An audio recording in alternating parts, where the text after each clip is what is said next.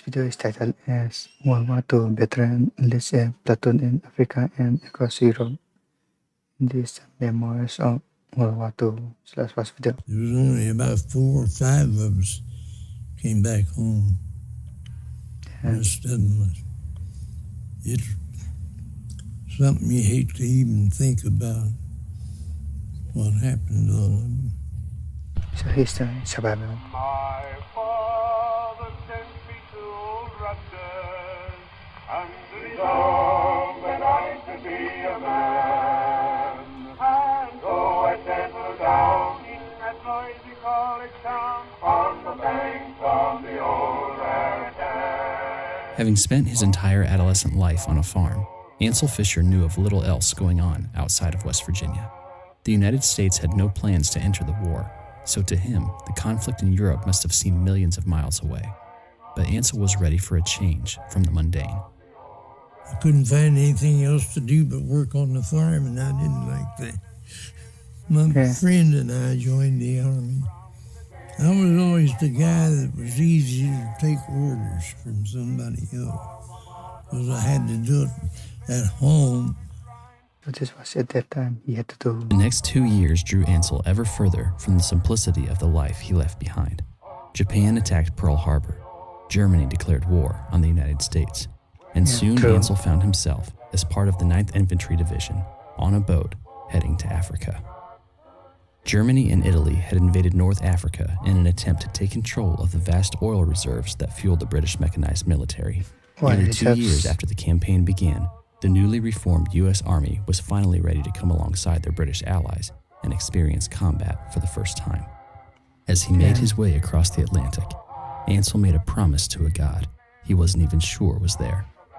One thing I did before I got over there and got into battle, I asked God, or told God, if you'll bring me back home from this war, I'll serve you the rest of my life. From there on, it was That's rough.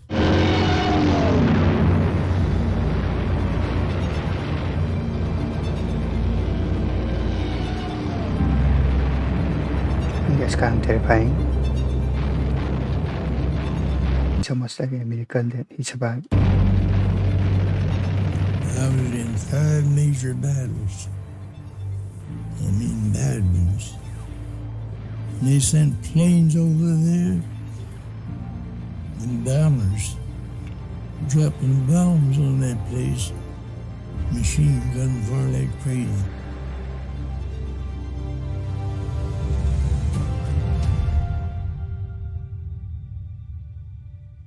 Last part of our battles in Africa, we lost our lieutenant. He was platoon leader. Damn. And from there on, I took his place. And I had a good platoon. If our company commander sent us out on a patrol and chose me to go, the whole platoon would volunteer. I only needed about 3 or 4 guys to go with me. Ansel's leadership was tested to the fullest when his platoon was ordered to take out a heavily fortified German stronghold. Under heavy machine gun fire, Ansel dropped to the ground and crawled towards the enemy position. Bullets sailed just overhead, but his men followed.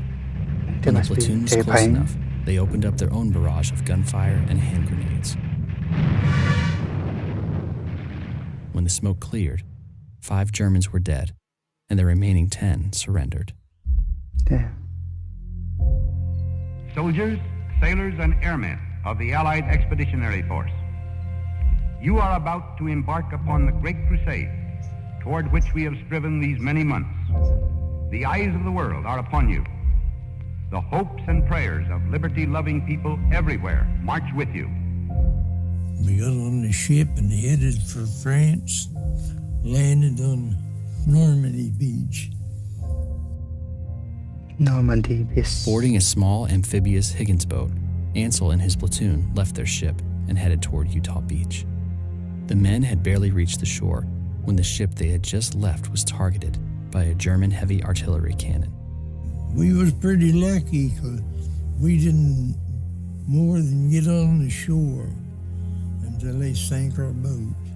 Just that much time, or we'd all been gone. But we lost our ship, everything we had. The only thing we had was a rifle and the clothes on our back. Okay. The platoon survived D-Day relatively unscathed, but things would only grow more perilous from there. In the following months, Ansel would be badly wounded. Twice. Once in the hurricane force, an artillery shell the hit the hurricane top of force. a pine tree, and the shrapnel got me across split me open right across the head there. Jesus. The second wound came during the Battle of the Bulge, when a German tank opened up on Ansel's position, once again covering him in a hailstorm of shrapnel. And a piece of shrapnel hit me right there on that bone. And the doctor told me in the hospital, he said if that had been a quarter of an inch higher, I'd have been a dead man. Jeez. Still, compared to the rest of his platoon, That's kind of Ansel scary. would consider himself lucky. There was only about 4 or 5 of us came back home. The rest of them was, it's something you hate to even think about, what happened to all of them.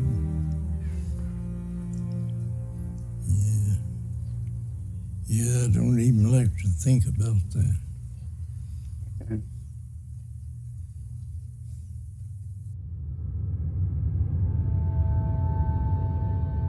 In the early spring of 1945, the Allies had finally made it to the Rhine, a river that cut through the German countryside.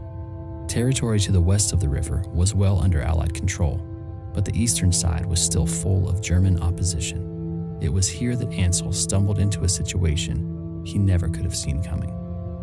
Me and another guy was supposed to be guarding a bridge across the Rhine River.